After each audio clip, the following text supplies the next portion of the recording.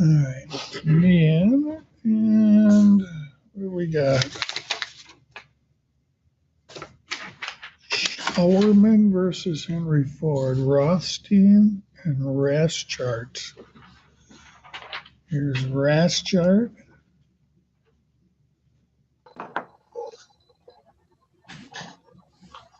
Good morning, Judge. Good morning. How are you today, sir? I am well. I don't think I've got a plaintiff's attorney in here. You represent the defendant, correct? That is correct. You are right. Plaintiff's attorney, I can explain that. He called me yesterday afternoon. It was about 4:30 p.m. and I spoke with him. He indicated he obviously did not file any type of response. He asked if we could enter a stipulation, and I told him that I had no problem with that. All right, so I should expect a stipulated order? You should, exactly. Included in that stipulated order will be the initial disclosures that were due back in October and not received. I reminded plaintiff that his witness list was due today. He asked if I could include that in my stipulated order to give him an extension of time to file his witness list. And this would be on December 31st. So I told him I could go 2 weeks, which was 2 weeks from yesterday.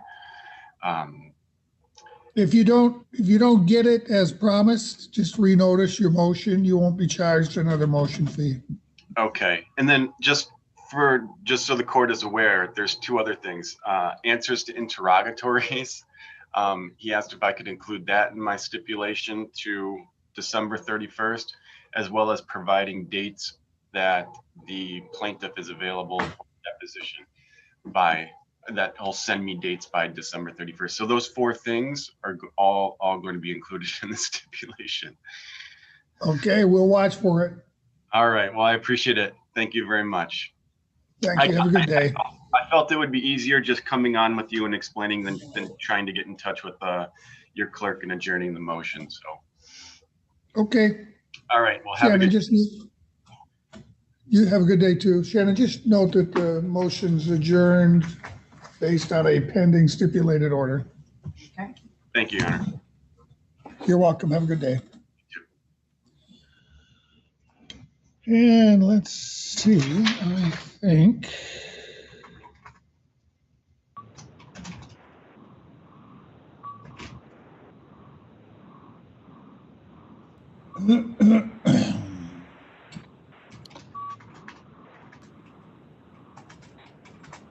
Shannon, put us on the record. Okay. First State Bank versus Bauman. What's your matter, Mr. Fallahy? Yes, Your Honor. Michael Fallahy on behalf of defendant Melissa Bowman. Good morning, Your Honor. This is Jennifer Pope on behalf of First State Bank. Morning, Your Honor. John Lovinger on behalf of defendant County National Bank. Lovinger. Lovinger. Lovinger.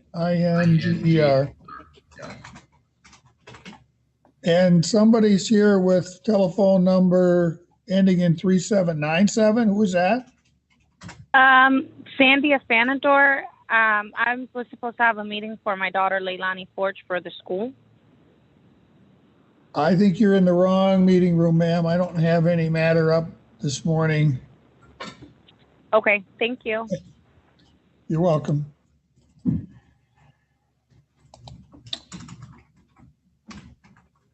Okay, so Ms. Pope, this is your motion? That is correct, Your Honor. And if I may, just give a brief background here. We are here today because defendant Bowman has refused to return funds that were held in a joint account that belonged to her deceased grandmother, Lillian Young, and a non-party, Christopher Scott, who was her grandson. First State Bank had mistakenly transferred the funds to defendant Bowman after she represented to the teller that she was the secondary executor of Mrs. Young's estate and requested that the teller at First State Bank transfer the funds to Mrs. Bowman's account at County National Bank. However, immediately upon realizing that the funds were held in a joint account and they actually belonged to Mr. Scott, First State Bank contacted defendant Bowman to explain the error and ask that she return the funds consistent with Ms. Young's wishes. Initially, defendant Bowman had agreed to return the funds, and then she had what was described as a change of heart and took the position that she was refusing to return the funds to the joint account held by the decedent and Mr. Scott. Obviously, defendant Bowman's change of heart carries no legal weight, and there's no legal or equitable reason why she should be entitled to keep funds that do not belong to her. And in fact, it would result in an unlawful windfall and unjust enrichment to defendant Bowman. And it would also be wholly inconsistent with the wishes of the decedent, Ms. Young, who expressed her intent that Mr. Scott was to keep the funds upon her death, which is exactly why Mrs. Young had the funds in a joint account in the first place. So this is really a classic example of unjust enrichment. Defendant Bowman received the benefit of the funds that will result in an inequity to First State Bank because, of course, it will be required to pay Mr. Scott the funds that he's entitled to as the joint account holder. Ms. Bowman's mere possession of the funds doesn't equate to a finding that she has proper ownership of them. And she's failed to present any reason why she should be allowed to keep the funds. And in the response filed late yesterday, makes arguments as to standing and mootness. However, this is an effort to distract from the fact that she's currently exercising unlawful control of funds that don't belong to her, having no legal or equitable right to ownership. This would constitute also a claim for conversion, as it's an act of control exercised over another person's property, Mr. Scott. So based on First State Bank's claims of unjust enrichment and conversion, and for those reasons, First State Bank believes that it will prevail on the merits of this case. And likewise, First State Bank has been given zero assurance that Ms. Bowman will not deplete the funds entirely while this case is adjudicated. In fact, quite the opposite is true. Based on defendant Bowman's answer and response filed yesterday, it appears that Bowman now is taking the position that she somehow has a right to these funds. And it's expected, or at least First State Bank has no reason not to believe that she won't deplete the funds absent an injunction. So therefore, First State Bank also believes that there is irreparable harm that will be caused. And in addition, there will be really no harm. So let me stop you. I don't think Ms. Wagner has asserted that she has a right to these funds. What she's asserted is the bank has no right to these funds. That the funds, if the bank incorrectly transferred them to someone it shouldn't have, the bank certainly might have some exposure to the person who does have a claim on those funds. But what claim does the bank itself have on these funds? The bank that the claim has on the funds, well, the fact is that it's an equitable claim and that she would be unjustly enriched. And quite frankly, the bank is going to be responsible to Mr. Scott when he comes to collect the funds that are in an account that was jointly held. So such that First State Bank will be responsible to Mr. Scott, and combined with the fact that Mrs. Bowman is being unjustly enriched by retaining the funds, there's no reason why she should be entitled to keep funds that don't belong to her simply because there was a mistake that was made. I mean, it sounds like what you're asking the court for is some kind of prejudgment attachment. In a sense, I'm sorry. My understanding is until you get a judgment, you're not entitled to any sort of attachment. I mean, we're not talking about an item, a specific item of property for which a claim and delivery action might lie, which is my understanding, one of the few cases where you can actually attach prior to judgment. What you've got is strictly a money claim, and you're asking me to attach prior to judgment. How do I do that? I understand that point, Your Honor, and I would say that at the very least, First State Bank is requesting that this court issue an order, at least requesting Mrs. Bowman to hold the funds, just so that there is not the harm that she will deplete the funds while we adjudicate this case. All right, let me hear from Mr. Fallahy. Thank you, Your Honor. And you hit the nail on the head, Judge. I don't need to go through all of my brief over again. And I apologize for the late filing, but I was retained just within the last week. So I was trying my best to get this paperwork into the court and to opposing counsel as quickly as I could. And I also knew that an adjournment was unlikely if we requested one, just because the next 2 Fridays are holidays. So, Judge, exactly what you said is our position, which is, you know, the bank has a legal remedy in this case. And my understanding of the case law is that preliminary injunctions should not be granted in a situation where a plaintiff or a defendant, for that matter, excuse me, has a legal remedy. In this case, I don't think there's a dispute as to the amount of funds that were transferred.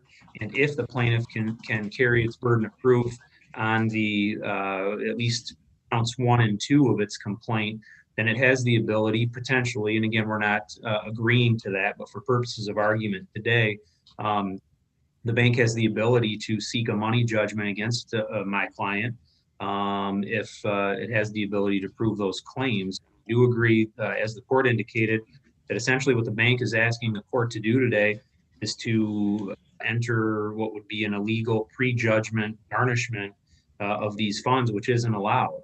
There's no claim for or no count for claim and delivery, as the court indicated. And for the reasons in my brief, I don't know that the bank has standing or that this issue is right until such time as the bank has a true injury. At this point, if the bank would have paid the same amount of funds to Mr. Scott as they did to my client, they would be in the exact same position they're in right now. The bank only holds those funds for its customers. The bank doesn't own the funds. And so Mr. Scott may have a claim. And again, I'm only saying that today for purposes of argument against my client, but the bank doesn't have a claim against my client. And so for purposes of solely this issue of preliminary injunction for today, we would ask the court for those reasons to deny the motion and allow this case to proceed merits. Thank you. So, but the bank's position isn't that I should seize the funds and return them. It's that I should simply keep your client from spending any funds and putting herself in a position where she's essentially uncollectible. Well, and I guess that could be the case, Judge, but it goes right back to what you said before. I don't know that there's any legal authority for that. So I understand the bank's position, but I don't know that there's any legal authority for the court to do that because, again, it would amount essentially to a garnishment to prevent her from using these funds. And there's nothing in the motion that would suggest that the court would have the authority to do that. Okay, Mr. Levenger, you represent County National? Yeah, County National Bank, and we're really, we're involved in this case simply because at the direction of Ms. Bowman, the funds at issue were wired from First State Bank to County National Bank, where Ms. Bowman had an account. County National Bank took no affirmative steps in this transaction other than to receive the wire transfer. I believe that this wire transfer took place in somewhere around May of 2020. Some number of months thereafter, County National Bank was contacted by representatives of First State Bank asking that the money be returned to them. And correctly, County National Bank determined, no, we can't do that under our deposit agreement without the agreement of the deposit holder, Ms. Bowman, and she did not authorize such a retransfer. So we're really just half spectating here. There's no allegations of wrongdoing on the part of County National Bank. I would agree that an order compelling County National Bank to return the funds to First State Bank at this point in time probably would amount to a prejudgment garnishment. Whether or not the court is inclined to enter some kind of injunctive relief to preserve the status quo while the parties, Ms. Bowman and First State Bank, argue their issues, we're just sort of really spectating on this, and we'll follow whatever quarter, if the court orders that the account be frozen, County National Bank will freeze the account.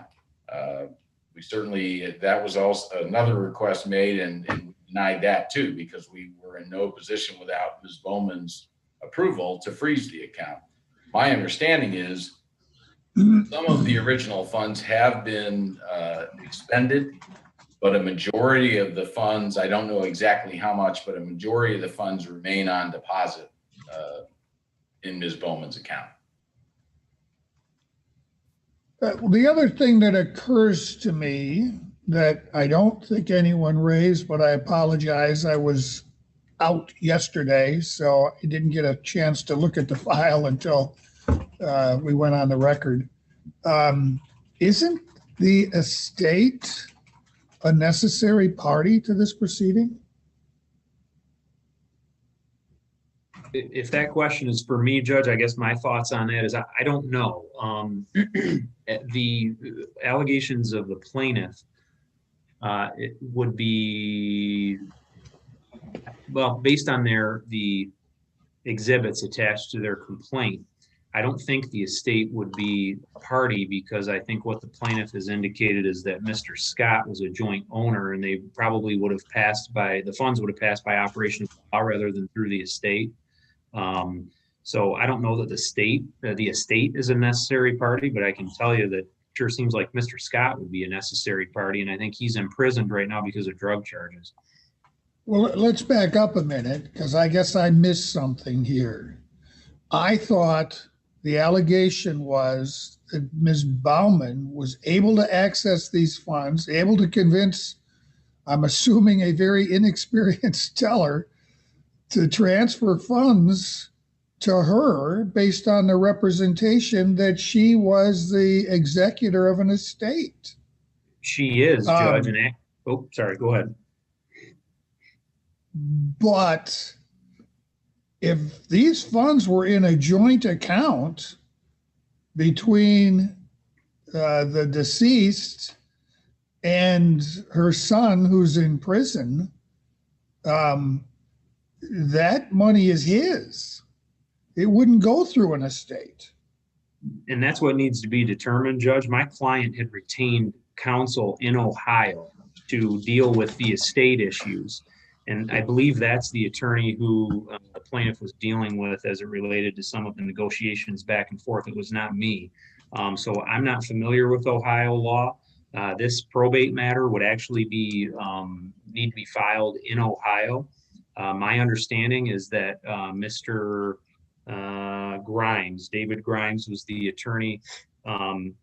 His office is down near Cincinnati, I believe, that indicated that this very well could be an estate matter in Ohio, but it's not a Michigan matter. And so I can't say whether this would be a valid estate issue in Ohio. It sounds like it is, based on the information that my client had received from her attorney that she retained in Ohio. But it's just not a Michigan estate matter, because the decedent died in Ohio and the funds were located in Ohio. As far as I know, she did not own any assets or property in Michigan. Your Honor, I don't. My understanding is that there may have been two accounts. One was joint with the son who's in prison, and the other may have had a transfer on death designation, but it doesn't really matter either way. Contractually, when the decedent passed away, those funds were legally Mr. Scott's. I'm not mistaking his last name, he would be And probably the, the necessary party. I don't think any estate has any claim here. And I don't believe that Ms. Bowman has opened an estate on behalf of the deceased. well, it's certainly possible for the estate to argue that these accounts were for convenience and that there was no intent. I didn't practice a lot of probate and estate law, and I only cover probate matters now when our probate judge is disqualified for some reason. But my understanding is it is possible to argue that it was the joint nature of the account was for convenience only and was not intended to be a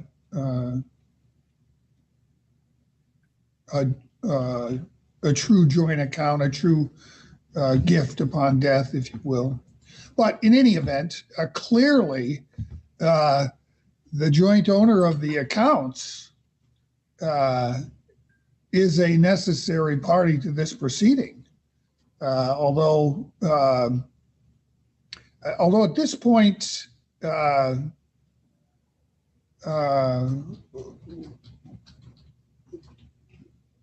not being asked to award these funds to anybody. I'm just being asked to put a hold on the account until such time as the dust settles.